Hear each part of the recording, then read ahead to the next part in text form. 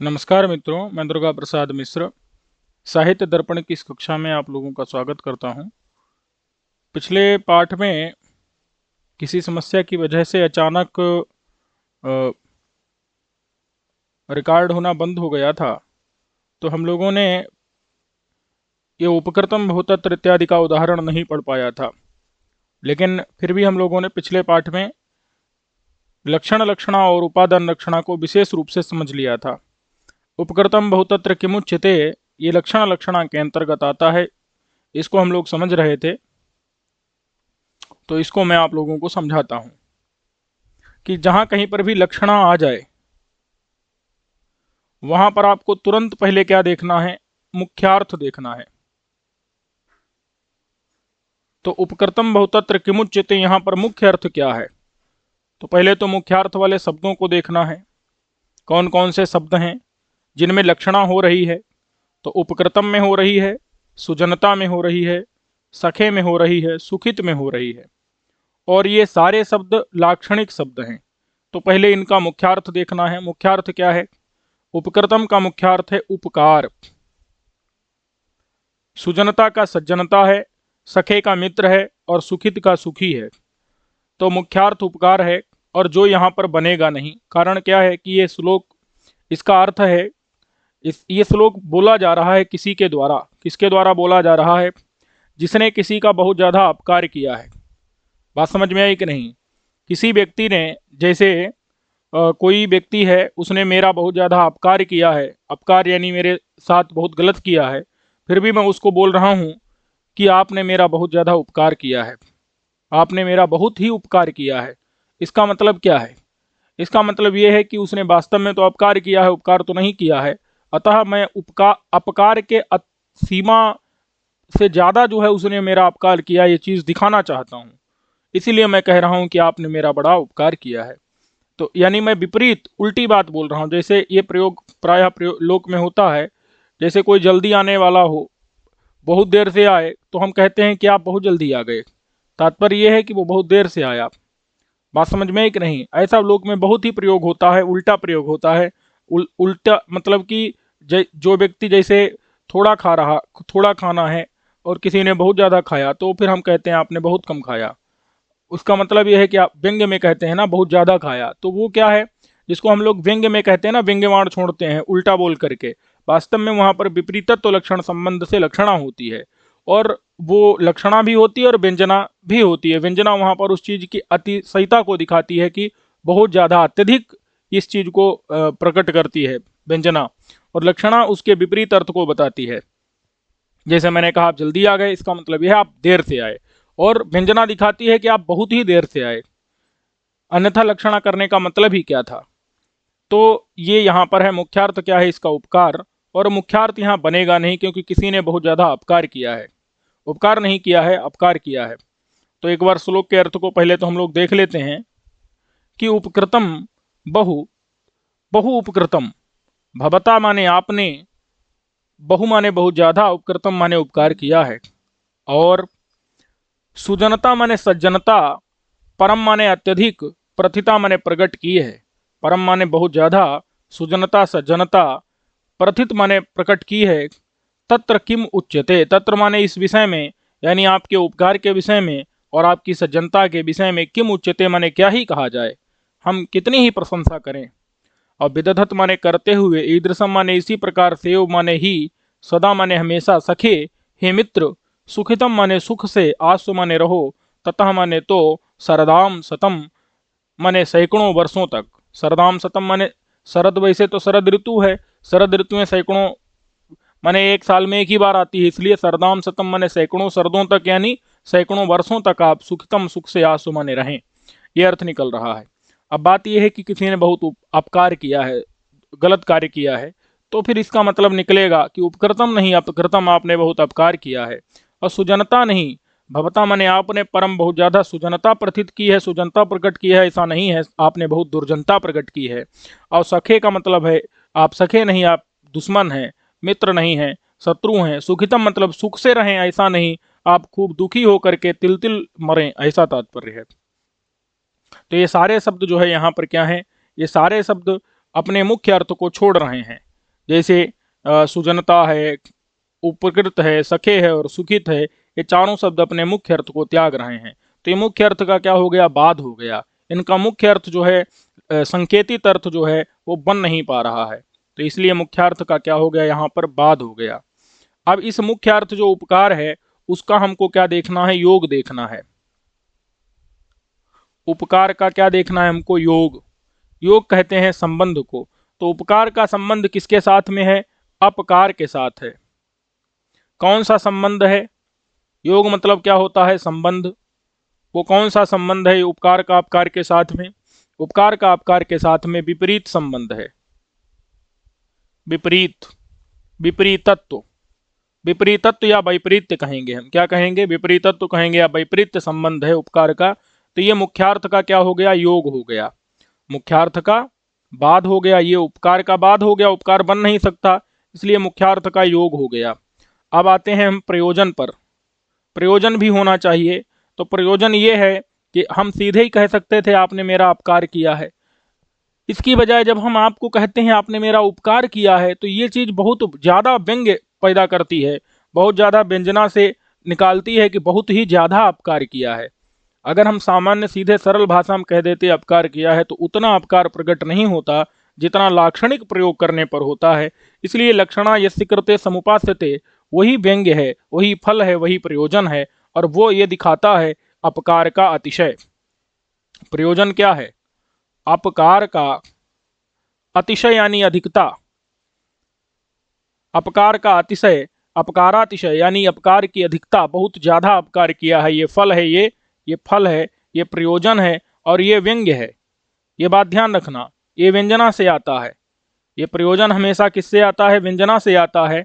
और यहाँ मुख्यार्थ जो उपकार था उसका बाद हुआ, तो मुख्यार्थ उपकार का जो योग है किसके साथ, अपकार के साथ। अपकार ये लक्ष्य अर्थ है, ये अपकार लक्ष्यार्थ है। इधर सुजनता का लक्ष्य अर्थ क्या होगा, दुर्जनता, और व्यंग्य होगा अत्यधिक दुर्जनता। सुखितम माने सुखी, लक्ष्य अर्थ होगा दुखी, और उसका व्यंग्य अर्थ निकलेगा, प्रयोजन फल निकलेगा जो, वो निकलेगा अत्यधिक दुखी। सखे माने मित्र, लक्ष्य अर्थ निकलेगा दुश्मन, और व्यंग्य अर्थ निकलेगा बहुत ज्यादा दुश्मन। बात समझ में आई कि नहीं। तो प्रयोजन फल व्यंग्य जो व्यंजना से आ रहा है वो क्या है, उसका अतिशय, अत्यधिक, ये अर्थ निकल रहा है यहाँ पर। ये समझ आ गया इतना। अब यहाँ पर प्रश्न ये है कि क्या कभी भी उपकृतम का इस वाक्यार्थ में अन्वय हो सकता है, क्या कभी भी उपकार का इस वाक्य में समन्वय हो सकता है, संबंध बन सकता है, कभी नहीं बन सकता। इसलिए जो मुख्य अर्थ है उपकार, उसका बाध सर्वथा होगा, सर्वथा उसका क्या किया जाएगा, त्याग किया जाएगा, और सिर्फ क्या लिया जाएगा, लक्ष्यार्थ को ही लिया जाएगा, अपकार को ही लिया जाएगा। सुजनता को कभी नहीं लिया जा सकता, मुख्यार्थ को, उसका लक्ष्यार्थ जो दुर्जनता है वही लिया जाएगा। ऐसे ही सखे से दुश्मन को ही लिया जाएगा, सखे कभी यहाँ बन ही नहीं सकता। सुखितम से दुखी ही लिया जाएगा, सुखित कभी बन ही नहीं सकता। इसलिए मुख्य अर्थ का हमेशा त्याग ही होगा यहाँ पर। इसीलिए हम कहते हैं इसको लक्षण लक्षणा। लक्षण लक्षणा, लक्षण यानी त्याग, जहाँ पर त्याग हो जाए मुख्यार्थ का, ऐसी लक्षणा लक्षण लक्षणा कहलाती है। सिर्फ लक्ष्यार्थ का ही जहाँ ज्ञान हो वो लक्षण लक्षणा होती है। समझ आ गया कि नहीं। तो यहाँ पर कभी भी मुख्य अर्थ जो है इनका उपकार, सज्जनता, मित्र और सुखी, ये नहीं लिया जा सकता, इनका लक्ष्य अर्थ ही लिया जाएगा। तो अत्र माने यहाँ पर अपकारादीनां वाक्यार्थे अन्वय सिद्ध है, उपकृतादयः शब्दाः आत्मानं अर्पयन्ति। अत्र माने यहाँ पर जो अपकार आदि हैं, अपकार है, यहाँ दुर्जनता है, यहाँ शत्रु है, यहाँ पर दुख है, तो ये इनका वाक्यार्थ में अन्वय करने, अन्वय की सिद्धि करना है। वाक्यार्थ में, वाक्य के अर्थ में समन्वय की सिद्धि करना है, इनका समन्वय करना है, ना कि हमको उपकार का और सुजनता और सुखित और सखे का समन्वय नहीं करना, क्योंकि हो ही नहीं सकता। तो इसीलिए जो उपकृत इत्यादि शब्द हैं वो आत्मानम माने अपने अर्थ को, स्वार्थ को, मुख्यार्थ को, अर्पयन्ति माने त्याग देते हैं, यानी वो ग्रहण ही नहीं किए जाते हैं, यहाँ पर लिए ही नहीं जा सकते।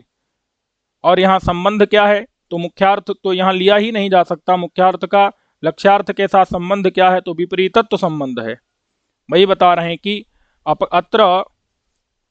अत्र माने अत्र अपकारिणम प्रति, अपकारी के प्रति उपकार आदि प्रतिपादनात्। अपकारी कोई व्यक्ति है जिसने हमारा अपकार किया है, उसके प्रति हम उपकार का प्रतिपादन कर रहे हैं, सुजनता का प्रतिपादन, सखे और दुखी सुखित का प्रतिपादन कर रहे हैं, इसलिए मुख्यार्थ का यहाँ बाद हो रहा है, बन नहीं रहा है। अपकारी को कोई उपकार वाला कैसे कह सकता है, इसलिए वैपरीत्य लक्षण संबंध होगा। यहाँ वैपरीत्य लक्षण का मतलब स्वरूप, वैपरीत्य स्वरूप जो है संबंध होगा, उस संबंध के द्वारा जो है यहाँ पर अपकार, दुर्जनता और दुश्मनी और दुखी होना, ये सब यहाँ लक्षित होगा। फलमपि अपकारातिशयः, और इसका फल क्या है, अपकार का अतिशय, दुर्जनता का अतिशय, शत्रुत्व का अतिशय और दुखी होने का अतिशय, ये चीज यहाँ प्रकट होगी, ये फल है। फलमपि माने फल भी क्या है, अपकार का अतिशय, अत्यधिक अपकार किया है, ये चीज यहाँ पर प्रकट हो रही है। ये फल हमेशा याद रखना व्यंग्य होता है। फल क्या होता है, व्यंग्य होता है, व्यंजना से आता है। फल हमेशा व्यंजना से आता है और लक्ष्य अर्थ लक्षणा से आता है। फलम अपि, फल भी क्या है, यहाँ अपकार का अतिशय, ये व्यंजना से आएगा। और इसीलिए हम इस लक्षणा को, इस माने इस व्यंजना को यहाँ पर, कहाँ पर, जहाँ पर लक्षणा भी है और व्यंजना भी है, उसको लक्षणा मूला व्यंजना कहते हैं। ये लक्षणा मूला व्यंजना का उदाहरण, जितनी भी प्रयोजन वाली लक्षणा, फल माने प्रयोजन, फल मतलब क्या है, प्रयोजन। दो प्रकार की लक्षणा, रूढ़ी और प्रयोजन। तो रूढ़ी तो अनादि वृद्ध व्यवहार से प्रसिद्धि रहती है, और जो भी प्रयोजन वाली लक्षणा, गंगायाम घोषा है, कुंतः प्रविशन्ति है, या ये वाली जो उपकृतम बहुतत्र इत्यादि है, ये सारी लक्षणा, जितनी भी प्रयोजन वाली लक्षणा है, सारी लक्षणा यहाँ व्यंजना भी है और यहाँ लक्षणा मूला व्यंजना है। बात समझ में आ गई कि नहीं। तो इयमेव माने यही, इयम माने यह, एव माने ही, जहत स्वार्था इत्युच्यते, इसको ही जहत स्वार्था कहते हैं। स्वार्थ का मतलब है मुख्यार्थ, स्वार्थ का मतलब क्या है, मुख्यार्थ, और इस मुख्यार्थ को जहत माने त्याग दिया जाता है। मुख्यार्थ जहाँ पर त्याग दिया जाता है उसको हम क्या कहते हैं, जहत स्वार्था कहते हैं। बात समझ में आ गई कि नहीं। इयमेव माने यह ही, जहत स्वार्था माने मुख्यार्थ को जहाँ त्याग दिया जाता है, इस प्रकार से जहत माने त्याग दिया, स्वार्थ माने मुख्यार्थ, ऐसी लक्षणा ये ऐसी ये लक्षणा कहलाती है। अब हमारे सामने दो प्रकार की लक्षणा और आती है, आरोप और अध्यवसान, सारोपा और साध्यवसाना। अभी तक हमको टोटल कितने प्रकार की लक्षणा मिल चुकी है, 4 प्रकार की। कौन कौन सी, पहले रूढ़ी वाली, रूढ़ी और प्रयोजन। रूढ़ी के भी हमने क्या किया था, 2 भेद देख लिए थे, उपादान लक्षणा और लक्षण लक्षणा। ऐसे प्रयोजन के भी 2 भेद देख लिए थे, उपादान लक्षणा और लक्षण लक्षणा। अब उपादान के 2 भेद हैं, एक है सारोपा और एक है साध्यवसाना। लक्षण लक्षणा के भी 2 भेद हैं, सारोपा और साध्यवसाना। ऐसे ही प्रयोजन वाली जो लक्षणा है उसके भी 2 भेद हैं, सारोपा, साध्यवसाना। लक्षण जो प्रयोजन वाली लक्षण लक्षणा है, प्रयोजनवती और रूढ़ीमती। तो प्रयोजनवती जो लक्षण लक्षणा है उसके भी 2 भेद हैं, सारोपा और साध्यवसाना। तो हम यहां से पढ़ेंगे सारोपा उपादान लक्षणा और रूढ़ीमती, अथवा ऊपर से पढ़ सकते हैं रूढ़ीमती, रूढ़ीमती उपादान लक्षणा सारोपा, रूढ़ीमती उपादान लक्षणा साध्यवसाना, रूढ़ीमती लक्षण लक्षणा सारोपा, रूढ़ीमती लक्षण लक्षणा साध्यवसाना, प्रयोजनवती उपादान लक्षणा सारोपा, प्रयोजनवती उपादान लक्षणा साध्यवसाना, प्रयोजनवती लक्षण लक्षणा सारोपा, प्रयोजनवती लक्षण लक्षणा साध्यवसाना। इस प्रकार से पढ़ सकते हैं। बात समझ में आ गई कि नहीं। तो ये रूढ़ी में और प्रयोजन में इस प्रकार से टोटल कितनी हो गई, 1 2 3 4 5 6 7 8, टोटल लक्षणाएं कितनी हो गई, यहां तक 8 लक्षणा हो गई। इसमें से हमने रूढ़ी और प्रयोजन वाली समझ ली, उपादान और लक्षण लक्षणा समझ ली। अब हमको 2 भेद और समझने हैं, सारोपा और साध्यवसाना के। तो इसके पहले हम एक बार लक्षणा में होता क्या है वो थोड़ा सा समझ लेते हैं। हर जगह पर एक काम होगा लक्षणा में, शक्यतावच्छेदक का आरोप होगा। ठीक है, लक्षणा में मैं आपको बताया हूं 2 चीजें आपको तुरंत पकड़नी है। लक्षणा का नाम आते ही लक्षणा का लक्षण क्या है, मुख्यार्थ बाधे, मुख्यार्थ का बाद होना चाहिए। तो मुख्य अर्थ, जो मुख्यार्थ है उस मुख्यार्थ मुख्यार्थता अवच्छेदक का, मुख्यार्थता वच्छेदक, मुख्यार्थता वच्छेदक यानी मुख्यार्थ के आगे लगा दो त्व, उसका क्या होता है, लक्ष्यार्थ में आरोप होता है। इसी को हम लक्षणा कहते हैं, ये आप याद रखना। मुख्यार्थता वच्छेदक माने मुख्यार्थ प्लस त्वा का लक्ष्यार्थ में आरोप होता है, इसी को हम लक्षणा कहते हैं। और ये काम हर जगह होता है, ये आपको हर जगह समझना है। बात समझ में आ गई कि नहीं? जैसे उदाहरण के लिए हम देख लेते हैं, गंगायाम घोषः, क्या है उदाहरण पता है? गंगायाम घोषः, गंगायाम घोषः। अब बताओ यहां मुख्यार्थ कौन है गंगायाम में? प्रवाह।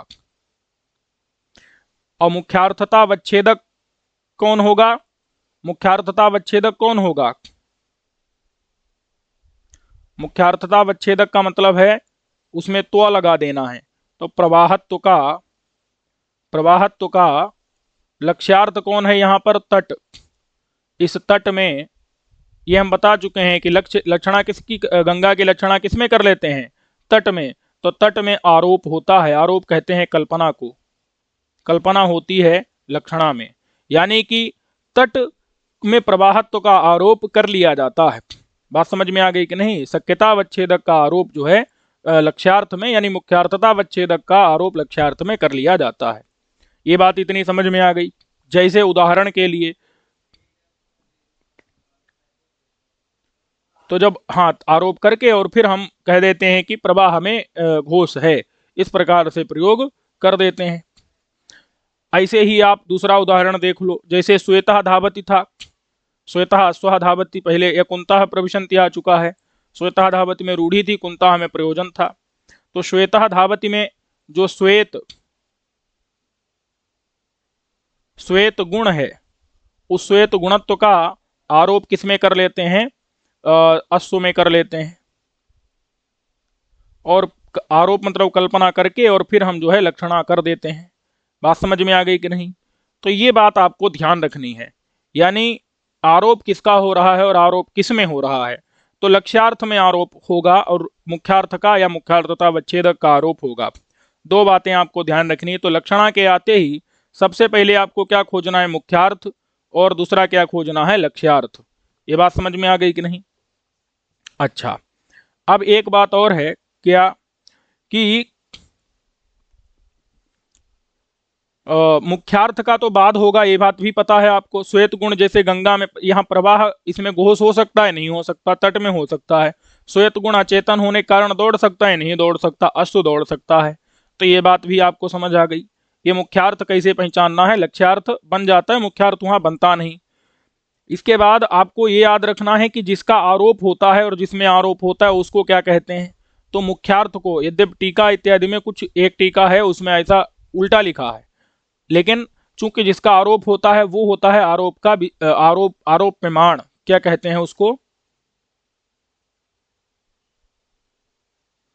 आरोप प्रमाण। तो ये जो मुख्यार्थ होगा ये आरोप प्रमाण होगा, मुख्यार्थत्व। ये जो मुख्यार्थता वच्छेदक जो त्व है ये क्या होगा? आरोप प्रमाण होगा। आरोप प्रमाण को हम आरोप का विषयी कहते हैं। क्या कहते हैं? आरोप का विषयी। और जिसमें आरोप होता है, लक्ष्यार्थ में आरोप होता है, तो ये होता है आरोप, ये होता है आरोपित। बात समझ में आई कि नहीं? यानी आरोप का विषय।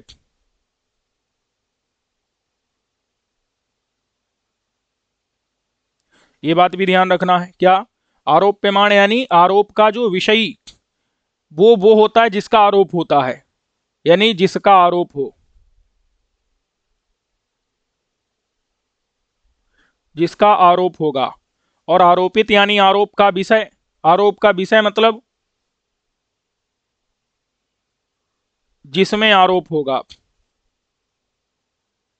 बात समझ में आ गई कि नहीं? एक क्या हो गया? आरोप प्रमाण। एक हो गया आरोपित। आरोप प्रमाण का, आरोप प्रमाण मतलब आरोप का विषय, आरोप माने कल्पना, उसका विषय, और जिसका आरोप होगा। और आरोपित मतलब आरोप का विषय नहीं, एक तो आरोप का विषयी, विषयी यानी जिसका आरोप होगा, और आरोपित यानी आरोप का विषय। आरोप का विषय मतलब जिसमें आरोप होगा। ये बात इधर ध्यान रखनी। ये कौन होगा? ये मुख्यार्थ लक्ष्यार्थ होगा। ये कौन होगा? ये लक्ष्यार्थ होगा। और ये क्या, ये कौन होगा? ये मुख्यार्थ होगा। और ये कौन होगा? ये लक्ष्यार्थ होगा। तो इतनी बात समझ में आ गई। जैसे प्रवाहत तो क्या है? यहाँ आरोप प्रमाण है। श्वेत गुणत्व आरोप प्रमाण है, यानी आरोप का विषयी है, इसका आरोप हो रहा है। और लक्ष्यार्थ क्या है? यहाँ तट है, अश्व है, आरोपित है, ये आरोप का विषय है, इसमें आरोप हो रहा है। जिसमें आरोप होगा वो आरोप का विषय होगा। ठीक है। अब बात यह है सारोपा और साध्य बसाना को कैसे पहचानना है। तो सारोपा और साध्य बसाना में इसके नाम पर आप मत जाइए। इसमें क्या है, अब दो प्रकार की लक्षण है, सारोपा और साध्य बसाना, जिसमें ये न रहे। देखो, ये लक्षणा का भेद है। और साध्य वसाना, सारोपा में ये रहेगा, साध्य वसाना में भी ये रहेगा। और सारोपा में ये भी रहेगा, साध्य वसाना में ये नहीं रहेगा। कौन? जो मुख्यार्थ है वो तो सारोपा और साध्य वसाना दोनों में रहेगा, लेकिन लक्ष्यार्थ में लक्ष्यार्थ जो है वो सारोपा में तो रहेगा, साध्य वसाना में नहीं रहेगा। इसका मतलब क्या है? इसका मतलब ये है, सारोपा में ये जो आरोप प्रमाण है, आरोप का विषयी है, आरोप का विषयी है, सारोपा में तो वो भी रहेगा।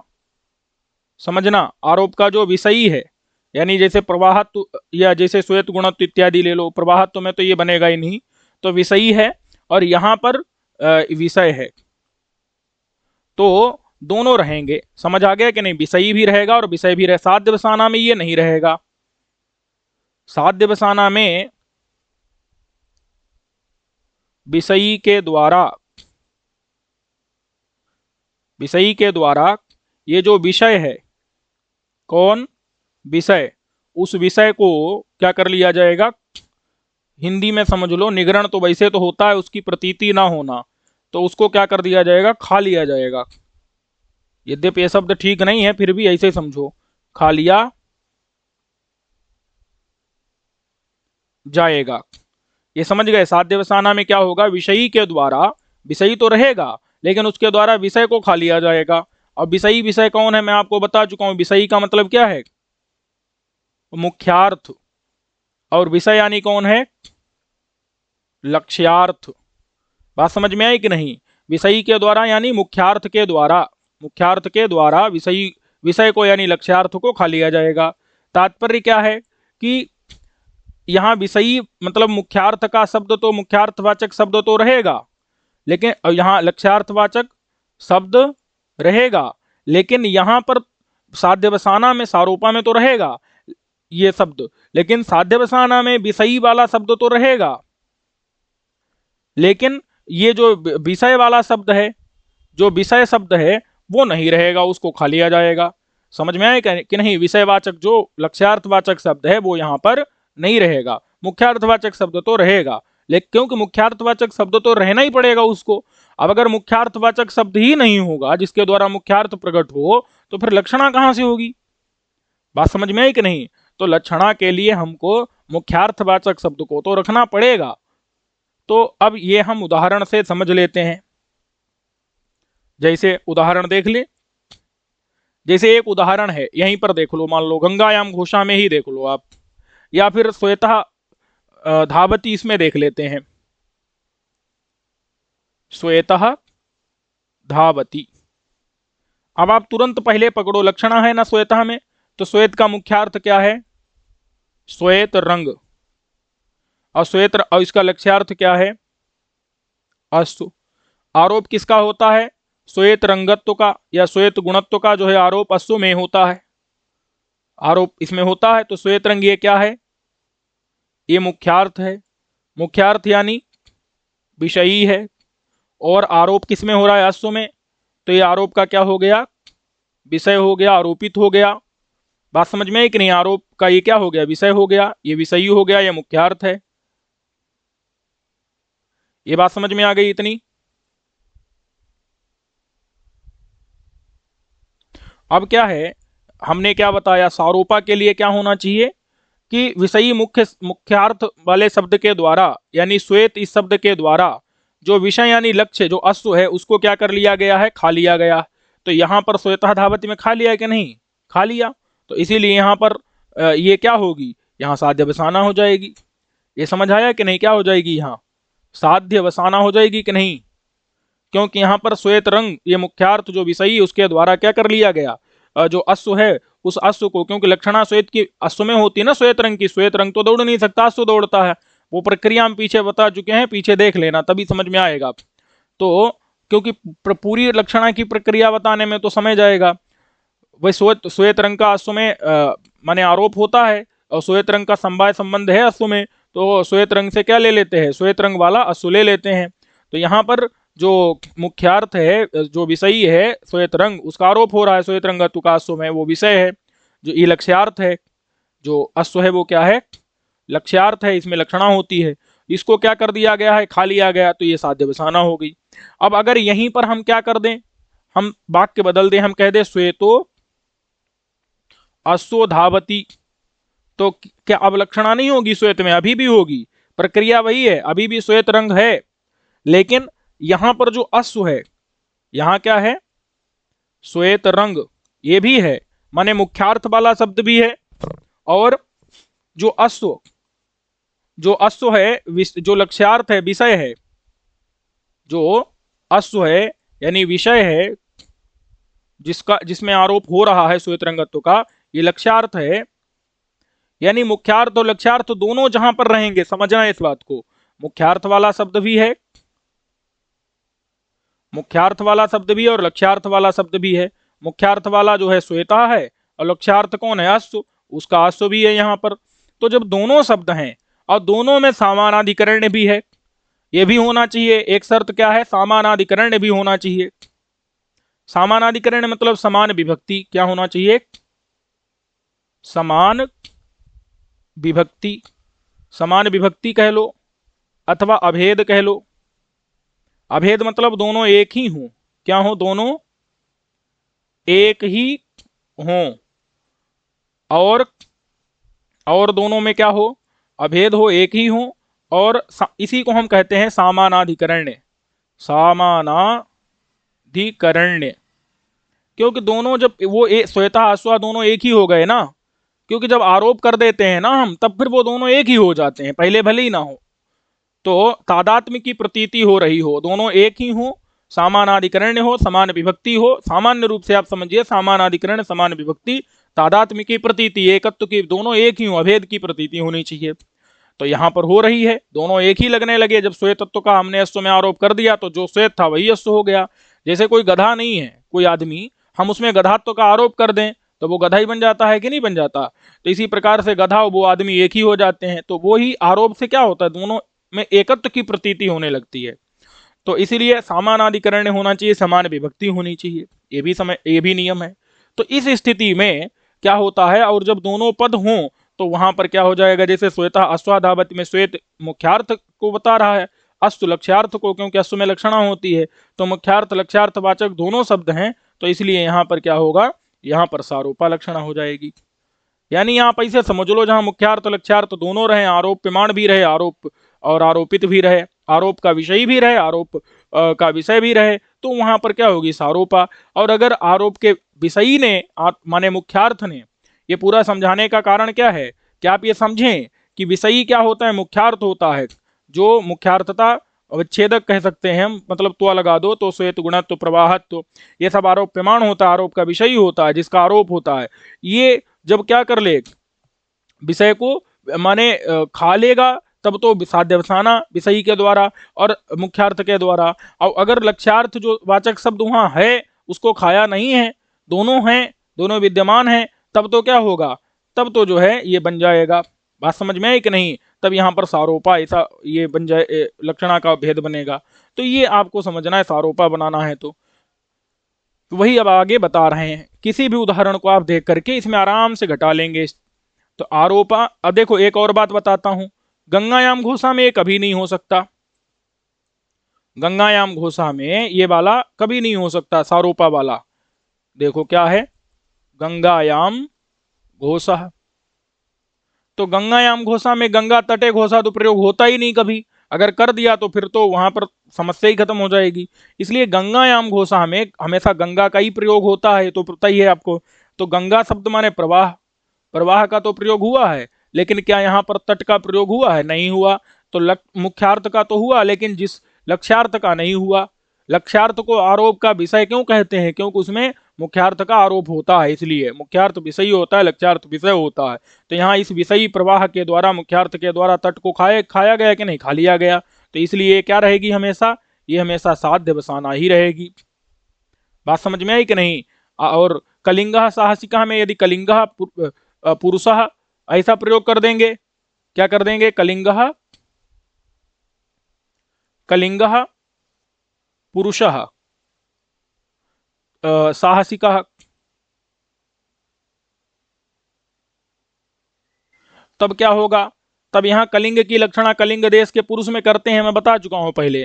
तो इसलिए यहाँ पर मुख्यार्थ भी रह गया, और कलिंग देश और प्लस ये पुरुष। लक्ष्यार्थ कौन है? लक्ष्यार्थ जो है वो पुरुष, वो भी है यहाँ पर। तो दोनों है, यहाँ दोनों होंगे तो ये सारूपा हो जाएगी। और अगर केवल कलिंगः साहसिकः है, केवल केवल, तो ये साध्य बसाना हो जाएगी। बात समझ में है कि नहीं? श्वेतो स्व धावति में भी हम आपको बता चुके हैं, यदि श्वेतः स्व दोनों रहेंगे तो सारोपा, और अगर श्वेतः धावति रहेगा तो साध्य बसाना हो जाएगी, एक अकेला ही रहेगा। तो ये बात समझ में आ गई कि नहीं? तो जितने भी उदाहरण हैं उनसे आप समझ सकते हैं। उपकृतम में यहाँ पर दूसरे का प्रयोग किया है? नहीं किया है। अपकृतम का किया है? यहाँ नहीं किया है, केवल उपकृतम ही है, मुख्यार्थवाचक शब्द ही है, इसलिए यहाँ सिर्फ साध्य बसाना ही होगी, सारूपा यहाँ नहीं होगी। ये बात समझ में आ गई कि नहीं? और भी कोई कुंताः प्रविशन्ति है, तो अगर हम कुंताः प्रविशन्ति प्रयोग करेंगे तब तो क्या निकलेगा कि कुंताः में तो कुंत ही है केवल, कुंत माने मुख्यार्थ। कुंताः प्रविशन्ति, कुंताः प्रविशन्ति अगर करेंगे प्रयोग तो सिर्फ यहाँ क्या है? मुख्यार्थ ही है। यहाँ पर कुंतधारी पुरुष का निर्देश है? यहाँ पर नहीं है, तो मुख्यार्थ ही है केवल, इसलिए क्या होगी ये? इसलिए साध्य बसाना होगी। लेकिन अगर हम इसी में क्या जोड़ दें? एते कुंताः प्रविशन्ति, तो जब एते, एते माने यह पुरुष, एते मतलब ये पुरुष, कौन? कुंताः माने कुंतधारी, तो यहाँ एते से जब कुंतधारी पुरुषों का निर्देश हो जाएगा, एते कुंताः, तो यही क्या हो जाएगी? यही सारूपा हो जाएगी, क्योंकि यहाँ पर दोनों आ गए। सारूपा मतलब मुख्यार्थ भी आ गया, लक्ष्यार्थ एते से क्या ले लेना है? जो लक्ष्यार्थ है कौन? कुंतधारी पुरुष, ये भी ग्रहण में आ गए। ये बात समझ में आ गई कि नहीं? अच्छा, इसके बाद क्या है? इस विषय में मम्मट और विश्वनाथ का मतभेद है। मम्मट और विश्वनाथ का क्या है? मतभेद क्या है कि सर्वनाम, सर्वनाम जैसे एते है, क्या है? एते इत्यादि, जो एते इत्यादि सर्वनाम, जैसे एते कुंतः भी उदाहरण दिया कि नहीं? तो एते इत्यादि जो सर्वनाम है, उन सर्वनाम से लक्ष्यार्थ निर्देश होता है, होता है। ये किसका मत है? ये विश्वनाथ का है। तो लक्ष्यार्थ का जब निर्देश होता है तो विश्वनाथ का मत है, तो इसीलिए यहां क्या होती है? ये विश्वनाथ का मत क्या है कि लक्ष्यार्थ का निर्देश होता है, इसीलिए यहां पर सारोपा होती है, क्योंकि लक्ष्यार्थ भी हो गया, मुख्यार्थ भी हो गया। लेकिन सर्वनाम एते इत्यादि से लक्ष्यार्थ का निर्देश नहीं होता है, ये मत है मम्मट का।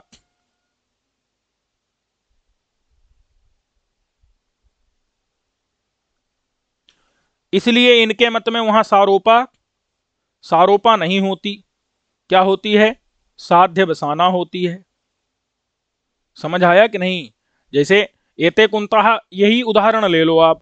तो एते कुंतः, ये जो है विश्वनाथ के मत में एते से किसका निर्देश हो गया? लक्ष्यार्थ आ गया, और कुंत से मुख्यार्थ आ गया, तो दोनों आ गए, इसलिए सारूपा हो जाएगी। लेकिन अगर हम मम्मट के मत में देखेंगे तो वहां पर एते से वो नहीं लेते हैं लक्ष्यार्थ को, वो उसको तो यानी कि केवल मुख्यार्थवाचक कुंतः शब्द ही है, तो उनके मत में साध्य बसाना होगी। अब प्रश्न ये है कि क्यों ऐसा हुआ है? तो देखो, बात है एते सर्वनाम विशेष रूप से ज्ञान नहीं करा पाता तब तक अगर कोई पदार्थ सामने ना हो तो, लेकिन अगर कोई पदार्थ सामने है तो विशेष रूप से निर्देश करा देता है, बात यह है। तो इसीलिए विश्वनाथ समझते हैं कि एते इत्यादि सर्वनाम है, विशेष रूप से निर्देश करा देते हैं, ज्ञान करा देते हैं लक्ष्यार्थ का। मम्मट कहते नहीं, वो सामान्य रूप से ही ज्ञान कराते, विशेष निर्देश नहीं कराते, इसलिए वहां पर हम लक्ष्यार्थ निर्देश नहीं मानते। लेकिन विश्वनाथ जी मानते हैं, इसलिए वो वहां पर दोनों को मान लेते, लक्ष्य को भी मुख्य को भी, इसलिए सारोपा मानते हैं। और मम्मट जी नहीं मानते, इसलिए साध्यवसाना मानते हैं। तो अगर मम्मट के में तुम्हें एते कुंतः उदाहरण आ जाए कि इसमें क्या है, तो आप साध्यवसाना लगाइए।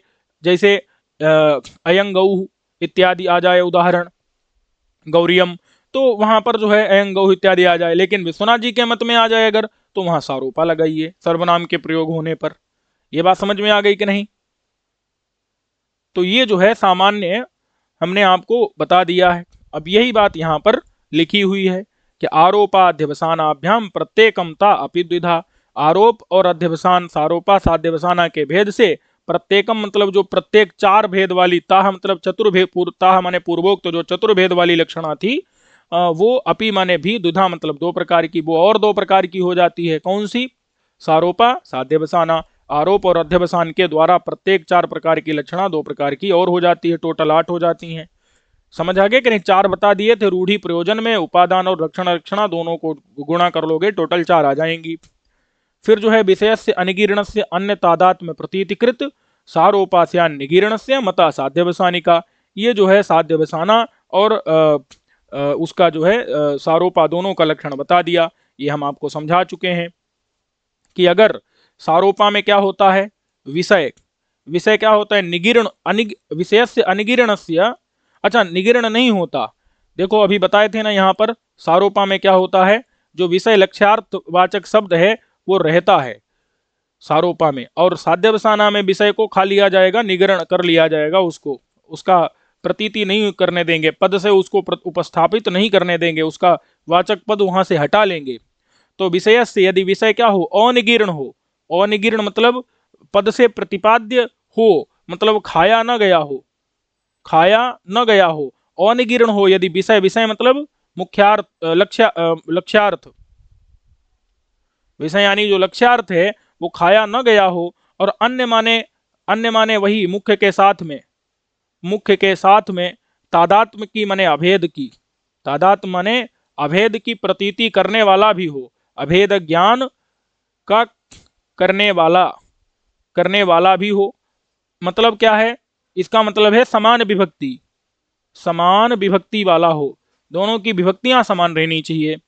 तो लक्ष्यार्थ जो विषय है उसका वो अनिगीर्ण मतलब खाया न गया हो, अन्य माने मुख्य के साथ में, तादात्म्य माने अभेद ज्ञान कर, प्रतीति माने ज्ञान को कृत करने वाला हो, तात्पर्य है समान विभक्ति वाला। समान विभक्ति होगी तो उनमें अपने आप अभेदान्वय हो जाएगा, तो उसको लक्षणा को हम सारोपा कहते हैं। जैसे श्वेतः और अश्वः, धावती, ये बता ही चुके हैं। यहाँ पर जो लक्ष्यार्थ कौन है, अश्व में लक्षणा करते हैं श्वेत की, वो जो श्वेत शब्द है वह क्या है, उसने विषयी ने अश्व इस विषय लक्ष्यार्थ को अनिगीर्ण मतलब नहीं खाया, और अन्य यानी अश्व का इस श्वेत के साथ में, मुख्य के साथ में तादात्म्य मतलब अभेद ज्ञान भी हो रहा है कि श्वेत गुण वाला जो है वही अश्व है, तो श्वेतत्व का आरोप कर दिया गया है, इसीलिए श्वेताभिन्न अश्व है।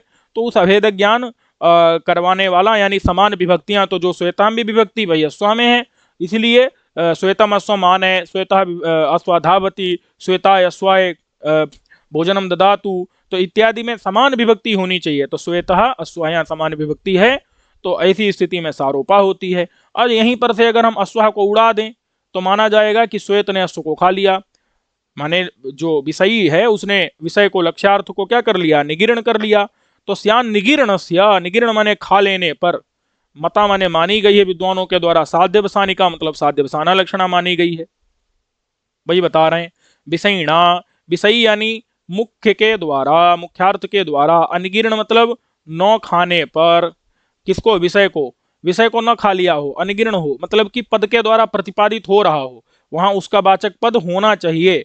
जैसे श्वेता अश्व में यहाँ अश्व, अश्व जो है ये क्या है, लक्ष्यार्थ है, अश्व में लक्षणा करते श्वेत की, तो ये है यहाँ पर।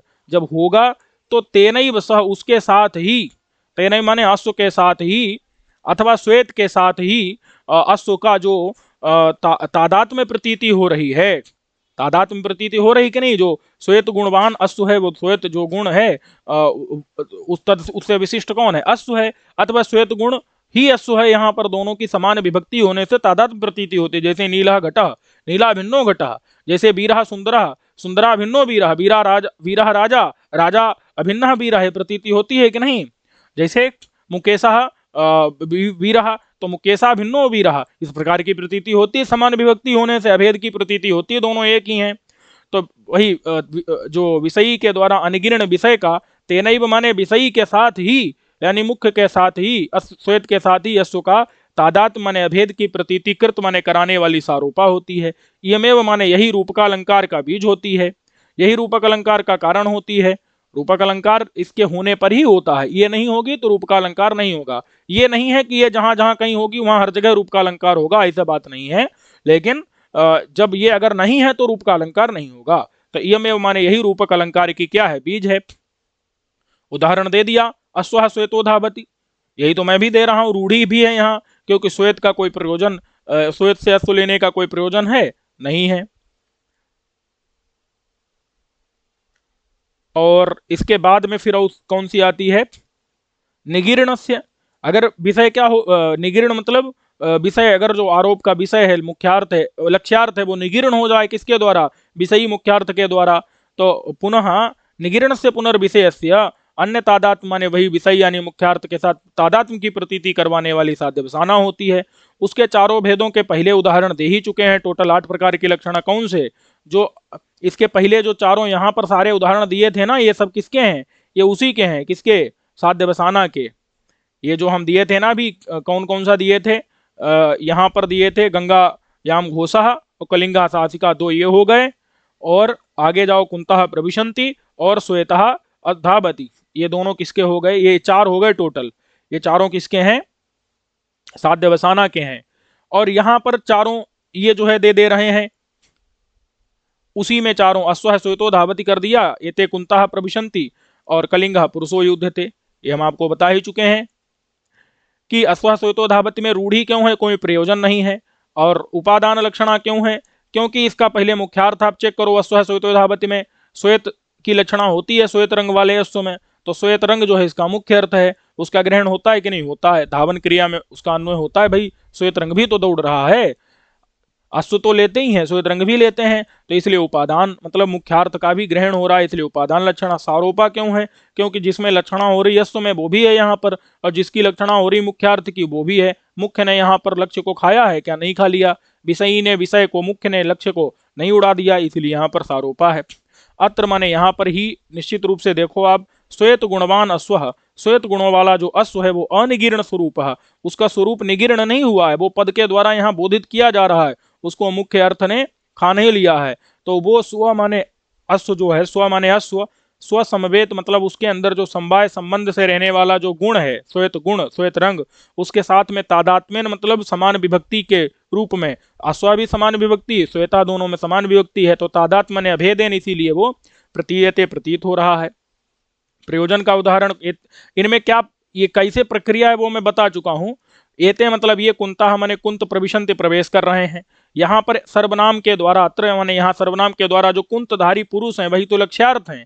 एते माने कुंतधारी पुरुष जो लक्ष्यार्थ है उनका निर्देश कर दिया गया है, इसीलिए मैं आपको ये बता चुका हूँ कुंता वाले में, ऊपर बता दिया था ना, सर्वनाम एते कुंता लक्ष्यार्थ का निर्देश है यहाँ पर, और मुख्यार्थ कुंता से निकल आया है, तो लक्ष्यार्थ मुख्यार्थ दोनों है, इसलिए ये सारोपा हो जाएगी। क्यों लक्षणा है, क्यों यहाँ पर क्या है, तो वो मैं पिछले वीडियो में आपको बता चुका हूँ, क्यों लक्षणा क्यों हो रही है यहाँ, क्योंकि उनका चेतन न होने के कारण उनका अन्वय नहीं बन पा रहा है। वो प्रक्रिया बताई जा चुकी है, एक एक प्रक्रिया को ध्यान रखना, बार बार प्रक्रिया दोहराने से तो फिर समय चला जाएगा। तो कुंतधारी पुरुष का निर्देश है यहाँ पर, तो दोनों है यहाँ, एते से कुंतधारी पुरुष कौन हो, कुंत भालाधारी पुरुष लक्ष्यार्थ भी है, और कुंत माने भाला ये मुख्यार्थ भी है, तो दोनों है, इसलिए सारोपा हो जाएगी। प्रयोजन क्या है, कुंतों की अत्यंत तीक्ष्णता जो कि पुरुषों के अंदर हमको प्रतीत करवानी है, ये यहाँ पर हो जाएगी। रूढ़ी में लक्षण लक्षणा सारोपा का उदाहरण था कलिंगा पुरुषो युध्यते, कलिंग देश का जो पुरुष है वो युद्ध कर रहा है। अब यहाँ कलिंग शब्द की लक्षणा कलिंग देश के पुरुष में करते हैं, तो पुरुष लक्ष्यार्थ है, कलिंग देश मुख्यार्थ है जो भूमि है। और प्रयोजन है नहीं तो रूढ़ी है।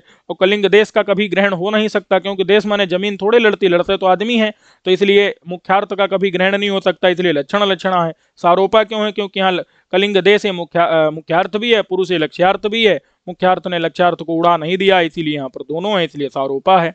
तो यहाँ पर कलिंग और पुरुष का आधार आधेय भाव संबंध भी है, मुख्यार्थ योग भी है, मुख्यार्थ का बाद भी है। बाद कैसे है तो मैं बता दिया आपको, क्योंकि कभी भी मुख्यार्थ जो देश है, कलिंग देश, कलिंग शब्द का मुख्यार्थ क्या है? कलिंग देश। उसका कभी युद्ध क्रिया में अन्वय हो सकता है? कभी वो लड़ सकता है? नहीं।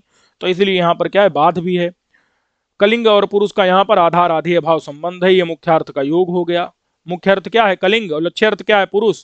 तो मुख्यार्थ जो कलिंग और लक्ष्यार्थ पुरुष, दोनों का आधार आधेय भाव संबंध है। प्रयोजन के आयुर्घृतम, तो आयुर्घृतम इत्यादि जो प्रयोजन में है, इसकी पूरी प्रक्रिया सहित मैं आपको अगले भाग में बता दूंगा। लेकिन यह है कि पिछला भाग अच्छे से तैयार करके रखिए, क्योंकि कलिंगा साहसिका कह लो चाहे युद्धते कह लो, साहसी भी वही पुरुष ही हो सकता है, युद्ध भी पुरुष ही कर सकता है। तो ये पूरी प्रक्रिया मैं आपको यहाँ पर बढ़िया से बता चुका हूँ कलिंग इत्यादि की। ये कलिंग की है, गंगायाम घोषा की है, इसके पहले जो है श्वेतरंग वाली है, कुंता प्रविशंत की है। ये बढ़िया से प्रक्रिया को बताया जा चुका है, इसको अच्छे से बार बार दोहराते रहिए। एक दो बार वीडियो देखिए, लिखिए, समझिए उसको, और ना समझ में आया तो आप मुझसे पूछ सकते हैं, कमेंट के माध्यम से पूछ लीजिए, नहीं तो डिस्क्रिप्शन नंबर दिया उस पर व्हाट्सएप पर आप क्या करिए, वॉइस मैसेज भेज दीजिए, मैं इधर से आपको रिप्लाई कर दूंगा।